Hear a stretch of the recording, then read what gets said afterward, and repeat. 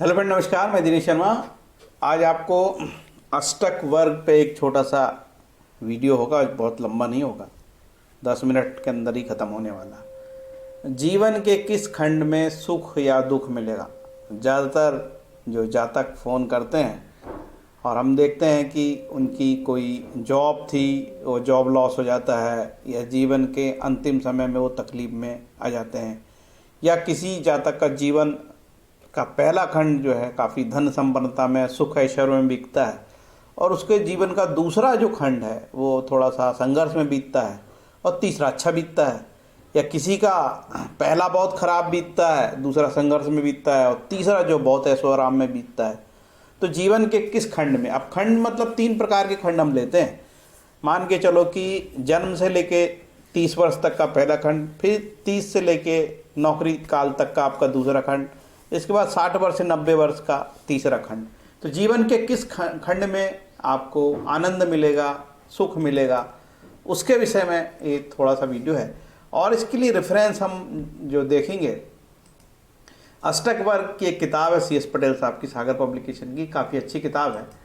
उसमें सिद्धांत ये दिया है कि आपकी मीन राशि से मिथुन राशि तक का ये पहला खंड कहलाएगा, पहला चरण कहलाएगा। ठीक है, ये 3 चरणों में विभक्त किया हुआ है।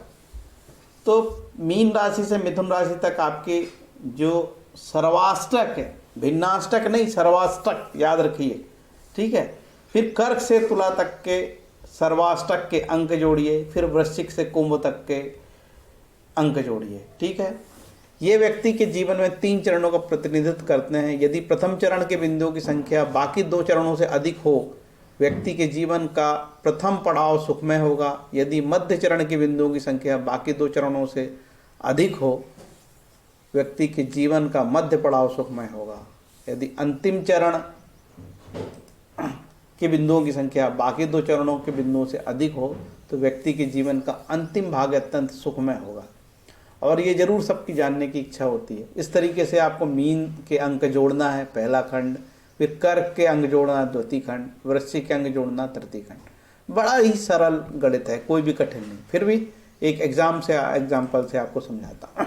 ये किसी जातक की कुंडली है। मान के चलो कि हमने उदाहरण मीन से चालू हुआ है, तो मीन से हम जोड़ लेंगे इसको। ठीक है, आपको ये चीज़ फार्मूला रटना पड़ेगा या लिखना पड़ेगा। ये मेन है फार्मूला भाई। आप जो ज्योतिष जानकार है, जो देख रहा है, उसको मीन से लेके मिथुन तक, ठीक है, कर्क से लेके तुला तक, वृश्चिक से लेके कुंभ तक।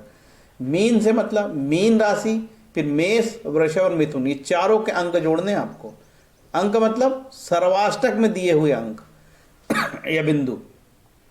कर्क सिंह और कन्या तुला। ठीक, इसको तो वृश्चिक, धनु, मकर और कुंभ, इनके अंक जोड़ना है। और जो अंक ज़्यादा है, जिसका जुड़ाव योगफल, उसको वो टाइम अच्छा होगा। जैसे कि इस कुंडली में हम देखते हैं कि हमने इसमें मीन राशि से ही चालू किया है, क्योंकि मीन राशि वाले को हमने माना है ये पहला, फिर कर्क से दूसरा, इसको तीसरा। ठीक, समझ में तो आ गया होगा आपको बड़े आसानी से। अब इसको हम देखते हैं कि हमने मीन राशि की क्या किसको जोड़ा। ये है भिन्नाष्टक, ये इसको 31, ये दिख रहा होगा आपको। ठीक है, नहीं दिख रहा होगा तो मैं उपाय बताता हूँ आपको। देखिए, हमने ये 4 को जोड़ा। ठीक है, ये चार को हमने जोड़ा है। सॉरी, फिर से करना पड़ेगा।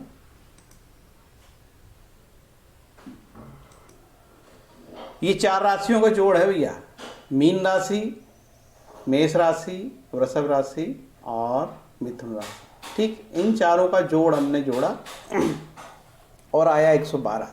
तो जीवन का पहला खंड इसका 112 का आया। ठीक है, तो कैसा होगा? तो भाई ये तो कोई बुरा नहीं होगा। ठीक है, क्यों बुरा नहीं होगा? क्योंकि इसमें सबसे ज़्यादा इसको जीवन में एंजॉय कब करना है या सुख कब मिलेगा?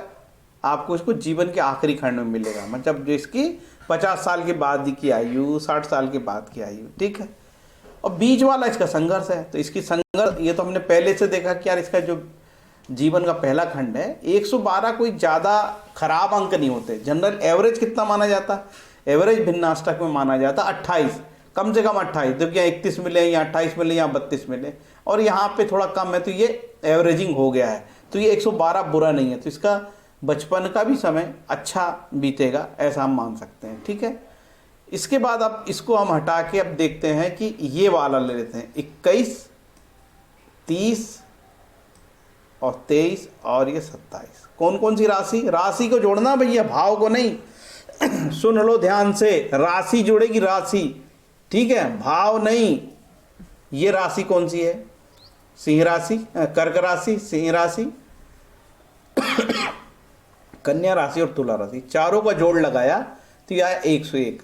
इसका मतलब ये जातक का जो जीवन का दूसरा खंड है, बड़ी मेहनत करनी पड़ेगी इसको, ठीक है, बड़ी बहुत ज़्यादा संघर्ष करना पड़ेगा, तब जाके ये इसको जो है, इसका ये जीवन का जो संघर्ष का टाइम है, तो इसके नौकरी वाला काम है, बड़ा झंझट रहे इसकी नौकरी में, व्यवसाय में। ठीक है, अब आगे चलते हैं। इसका जीवन का तीसरा खंड के लिए हम ये 3 बिंदु जोड़ेंगे, वृश्चिक, धनु, मकर और कुंभ। ठीक, और इसको जोड़े तो 124 आया। इसका मतलब इसके जीवन का जो आखिरी तीसरा खंड है वो बड़े आनंद से बीतेगा। ठीक है, अब आपको लगा होगा साहब ये नई चीज़ आप क्या बता रहे, भैया कुछ लोग बड़े गरीब होते हैं, बहुत मुश्किल से गरीबी से पढ़ते लिखते हैं, जीवन में फिर संघर्ष करते हैं और आखिरी में इंजॉय करते हैं।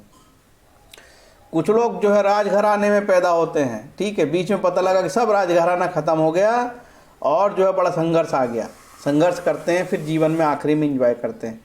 कुछ लोग बचपन में बहुत अमीर होते हैं, फिर संघर्ष वाला समय आ जाता है, गरीबी, अमीरी ख़त्म हो जाके गरीबी आ जाती है और जीवन भर फिर उनको उस गरीबी से वास्ता रहता है। कुछ लोग तो जीवन में बहुत अच्छा जीवन रहता है और मध्यम का भी बहुत अच्छा रहता है, जीवन का पहला खंड भी अच्छा, दूसरा खंड भी अच्छा, लेकिन तीसरा खंड इतना खराब जाता है कि बहुत गरीबी में बीतता है, उनके पास जो धन है सब खत्म हो जाता है जी। तो जीवन में नई नई मुसीबतें आती है। इसको परिभाषा करना अपने आप में थोड़ा कठिन है कि किसके जीवन में किस प्रकार की परिभाषा आई है। ज्योतिष के हर एक सिद्धांत को काल परिस्थिति ऊहापोह से समझना। कैसे कि ये व्यक्ति की कुंडली, ये व्यक्ति जो भी है, ये तो एक उदाहरण कुंडली है, कोई भी व्यक्ति जातक किन परिस्थितियों में रह रहा है, किस परिवार में जन्मा है, कैसे समाज में जन्मा है, किस शहर में जन्मा है, कौन सी भाषा बोलता है, कैसे वातावरण में रहता है, क्या वो आर्थिक स्थिति अच्छी है, मध्यम है, बहुत अच्छी है, बहुत खराब है, इन काल परिस्थितियों के आधार पे ही फलित दिया जाता है। ज्योतिष विज्ञान खगोल विज्ञान है, ग्रहों की विद्या है, ठीक है, एक वैज्ञानिक अप्रोच के आधार पे फलित की एक प्रक्रिया तय की गई है। आपके जन्म समय में जो लग्न उदित होती है उसके आधार पर ग्रह नक्षत्र फल बताते हैं। तो ये तो वैज्ञानिक अप्रोच है, इसमें कोई जादू, झूठ, कपट, छल ये नहीं है। ठीक है, इसीलिए काल परिस्थिति क्यों, जैसे अभी ठीक अभी यदि कोई बच्चे का जन्म लेता है तो उस बच्चे की भी ऐसी ही कुंडली बनेगी। ये जो मैं कुंडली बना रहा हूँ ये बिल्कुल आज की ही कुंडली है, अभी ताजी कुंडली है। ठीक है, उस बच्चे का भी ऐसा ही होगा कि गुरु जो है मीन राशि में होगा और उसका शुक्र उच्च का होगा। ठीक है, तो बड़ी अच्छी बात है, अच्छी कुंडली शनि अपनी राशि का होगा। ठीक है, इसकी अच्छी कुंडली हो गई, मंगल वृषभ राशि का होगा। लेकिन ये व्यक्ति एक गरीब परिवार में भी जन्म लेगा आज और एक अमीर करोड़पति परिवार में भी जन्म लिया होगा और दोनों की कुंडली एक सी है। आप बोलोगे अरे एक व्यक्ति इसी कुंडली से गरीब परिवार में जन्म लिया और अमीर परिवार में जन्म लिया। जिस अमीर परिवार में जन्म लिया होगा तो उसकी परिस्थिति उस गरीब वाले परिवार से बहुत बेहतर होगी। आप कहोगे तो साहब इसकी भी कुंडली वैसी है और उसकी भी, लेकिन काल परिस्थिति का अंतर आ गया। उसके घर का एक वो गरीब परिवार में जन्म लिया, अमीर परिवार में जन्म लिया, तो फलित के अंतर इस तरीके से परिवर्तित होते हैं। ठीक है, ज्योतिष विज्ञान पे आधारित है, ज्योतिष कर्म और पुनर्जन्म पे आधारित है।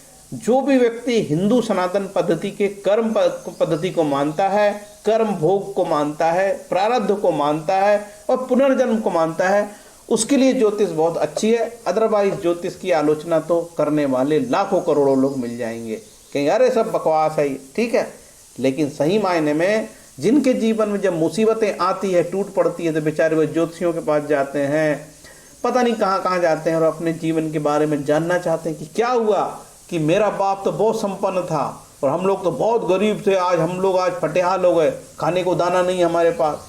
कई लोगों की कुंडली हम देखते हैं कि आखिरी के समय उनका जेल में काटना पड़ जाएगा, ऐसी स्थिति बन रही है कि आखिरी समय उनको जेल में रहना पड़ेगा। आसाराम बापू को देखते ही हो आप, कितना ऐशो आराम था, 10,000 करोड़ प्रॉपर्टी रही होगी उसकी भारत में, और कितने फॉलोअर थे। तो एक प्रकार से राजा का जीवन।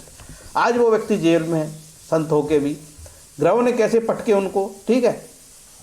तो ग्रह सब कुछ कराते हैं। इसका ये मतलब नहीं है कि काम धंधा छोड़ के वीडियो देखते रहना और नगीने के, है ना, मूंगा पहन लेना, नीलम पहन लेना। ये गंदा काम मत करो। नीलम मूंगा मोती से कुछ भी नहीं होने वाला है। जीवन का जो प्रारब्ध है, जो घटनाएं घटित होगी, केवल शुद्ध भक्ति से, ईश्वर भक्ति से, भगवान के नाम जप से आपकी ग्रह शांति होगी। कोई रत्न धारण करने की जरूरत नहीं पड़ती है।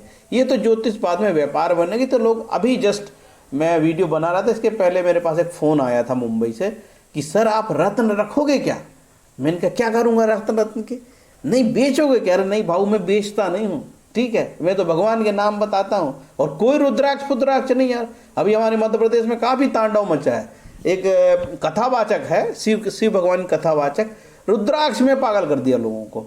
रुद्राक्ष बेचे मैं दूंगा बोले, और दिल्ली मुंबई में जाम लग गया, 10 लाख लोग इकट्ठे हो गए, लोगों ने एक का खेत चर गए, चना खा गए। बताओ यार, तो कितने कैसे कैसे लोग हैं, और कैसे कैसे हमारे देश के लोग हैं, कैसा यकीन मान लेती हैं। और हमारी माताएं बहनें तो किसी के कहने पे भी, वो सुबह बोलेगा उठने का तो सुबह उठ गए, रात बोले उठने तो रात उठ जाए। भैया माइंड एप्लीकेशन करो, अपनी बुद्धि को जगाओ, विवेक को जगाओ। विवेक तब जगेगा, आप स्वाध्याय करोगे, खुद से कुछ पढ़ोगे, अच्छी वीडियो देखोगे, अपनी बुद्धि का एप्लीकेशन करोगे। अरे भैया बुद्धि को अप्लाई करो यार, ऐसे मत भागो कोई रुद्राक्ष बांट रहा है तो। अभी देखो कलयुग में कैसे कैसे लोग आएंगे। अच्छा, वो कथावाचक भगवान के नाम जप के को ना बता के रुद्राक्ष की महिमा बता रहे हैं। अरे यार मेरे भाई, पता नहीं नेपाल में कितने लोग ऐसा होता तो अरबपति बन जाता नेपाल। तो कमी है कि नेपाल में रुद्राक्ष की, वहीं नेपाल में होता है ज़्यादातर रुद्राक्ष। अब मैंने आपको तार्किक बात बता दी है। हो सकता है कि मेरी ये बातें कुछ लोगों को ना लगेगा। कुछ लोग इतने धर्म भीरू हैं। देखिए, आप धार्मिक बनिए, धर्म भीरू मत बनिए। आप धार्मिक बनिए, भोंदू मत बनिए, ठीक है। आप धार्मिक बनिए, भावुक मत बनिए। ऐसा विवेकानंद जी बोलते हैं। सबको सुनो, एंजॉय करो, लफड़े मत करो यार। तो ये मैंने बता दिया जीवन का पहला खंड, दूसरा खंड, तीसरा खंड। किताब कौन सी है एक बार चर्चा कर लेते हैं। ये किताब है, बहुत अच्छी किताब है, ठीक है। कौन सी किताब है? अष्टक वर्ग। CS पटेल साहब ने बहुत जीवन में अनुसंधान करे, लेकिन इस किताब का जो लेखक है बहुत ईमानदार आदमी था, बहुत मेहनत करी इसने। इसके फॉर्मूले चोर चोर के लोगों ने रिसर्च लिख लिए यार। भारत जैसे देश में चोरों की कमी नहीं है, और ज्योतिष में तो चोर ही चोर मिलेंगे यार। मान के चलो ज्योतिष में 95% लोग चोर मिलेंगे, ठीक है। सिर्फ नगीना बताना पैसे लूटना, नगीना बताना पैसे लूटना, ठीक है। तो आप लोग सावधान रहिए। तो ये ज्योतिष के सिद्धांत है, डिस्प्ले हो रहा, सूत्र दिखा है, श्लोक दिखा है, सब कुछ मैंने डाल दिया है। कुछ चीज छुपाया क्या? कुछ भी छुपाया। मैंने कुछ नया बताया क्या? बिल्कुल नया बताया। मैंने कोई चमत्कार बताया क्या? बिल्कुल नहीं बताया। मैं ज्ञानी हूँ क्या? बिल्कुल ज्ञानी नहीं हूँ। जो किताब थी उसके बारे में बताया और उसके सिद्धांत का सरल सा विश्लेषण कर दिया। तो मैंने आपके ऊपर, आपके जीवन में आपके ऊपर कोई एहसान नहीं किया। मैंने तो जस्ट छोटी सी चीज़ आपको बताई और किताब का नाम भी बता दिया। देखिए, जो वीडियो बनाने वाला किताब का नाम नहीं बताता है, रेफरेंस छुपाता है, ज्योतिष पढ़ाते हुए बच्चों को किताब नहीं बताता कि टेक्स्ट पढ़ो, उससे जैसा धूर्त तो कमीना आदमी दुनिया में ना मिलेगा। जो 1 लाख की ज्योतिष पढ़ा रहा है और किताबें नहीं बताता, टेक्स्ट भी नहीं पढ़ाता। वो बच्चे मेरे को फ़ोन करते हैं, यार गुरुजी बताता। पैसे तुम 1 लाख उसको दे रहे हो यार, और हमारा दिमाग खा रहे हो यहाँ फ्री में, है ना। तो क्या भैया हमारा भी तो ये मुंह के नीचे पेट लगा है कि नहीं? ठीक है, ये मुंह के नीचे एक पेट है, और पेट में ईंधन लगता है, भोजन लगता है। कि मैं सबका फ्री देखते रहूं? क्या मेरी बातों से कुछ को लगता है कि यार ये आदमी बहुत ही सरल है यार, इसको लूटा जा सकता है और इसके आधा घंटे खाए जा सकते हैं? सरल है बेचारा, इससे पूछ लो यार।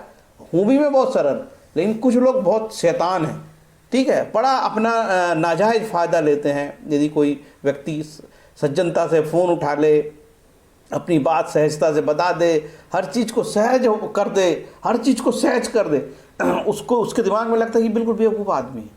तो ऐसी भी तकलीफ मेरे साथ जीवन में होती है। इसलिए मैं धीरे धीरे ना प्रोफेशनल होते जा रहा हूँ नहीं, लेकिन होते जा रहा हूँ। क्योंकि जब मैं फ्री में कोई चीज़ बांट देता हूँ तो उसका वैल्यू नहीं होता है। तो भैया ये थोड़ा सा आज का वीडियो था। उम्मीद है कि ये वीडियो आप लोगों को अच्छा लगा होगा। और मेरा आप लोगों से निवेदन करता हूँ कि जो लड़के नए ज्योतिष सीख रहे हैं यार तुम्हारे ज्योतिष सिखाने वाले को बोलना कि जब ज्योतिष सिखा रहा है तो टेक्स्ट बुक भी बताए, और वो दुष्ट यदि टेक्स्ट बुक नहीं बता रहा है तो तुम्हारे पर गंभीर किस्म का अपरोध करना, कहना कि गुरुजी ये तुमने रिसर्च करी हो क्या, जो कहाँ से बता रहे हो, कहना तुम्हारी रिसर्च है क्या, तुम एडवांस बता रहे हो, गोचर तुम्हारे घर का एडवांस है क्या, सब कुछ किताब में लिखा है, इन दुष्टों को कुछ नहीं बनता, सब चोर है नंबर 1 के। ठीक है, यदि कोई ईमानदारी से किताब बताता है तो किताब पढ़ो, उस पढ़ाने वाले से ज़्यादा सीखोगे, किताब पढ़ो, उस पढ़ाने वाले से ज़्यादा सीख जाओगे, मैं दावा करता हूँ। हरे कृष्ण बोल के वीडियो बंद करता हूँ।